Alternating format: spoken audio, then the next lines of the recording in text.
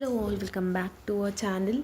So students, in this video we will discuss the how you need to present your paper of business law and ethics in your final examination of MBA second semester.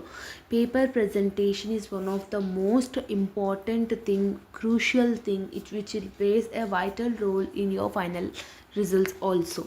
See, how much you have learned is not important. How you are presenting your paper, how you are presenting your answer in the examination booklet is important. Okay, so here in this video I will give you a certain tips. You need to follow it in your examination. Definitely you can easily get passed in this subject and you can easily score O grade also.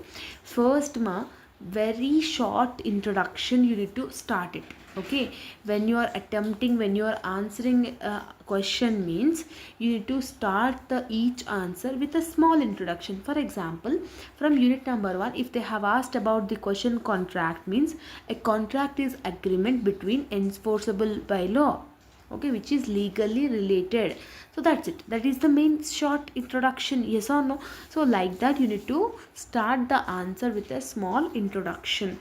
Second one you need to write the answers with the help of side headings or with the help of bullet points for 8 marks or 2 marks or 16 marks, anything. Okay, don't ever use to write the answers in a paragraph format. Okay, paragraph format you should not write it okay. And third one use side heading. See, this is the structure of the answer. You should write the meaning, then definition, then features, what are the points, then importance and conclusion. This type of structure you need to include it in the answer definitely this will gives an immense impression for the evaluator. Got it? So see, here I have said that only this structure impresses the examiners. Okay, don't ever write the answers in a paragraph format. Okay, next one real time examples you write it. Like for example, definitely include Ratan Tata group of TCS and Infosys and Satyam scam. Yes, real time examples gives a good impression of the evaluator and it will gives the increase in the marks also. Next one, highlight the words when you are using like this type of contract or agreement or transparency, CSR, social corporate responsibility. Yes, this type of words if you are using means just try to highlight that in the inverted commas in your final examination. Okay, and compulsory try to draw the answers, try to represent your points in a diagrammatical format or flow charts.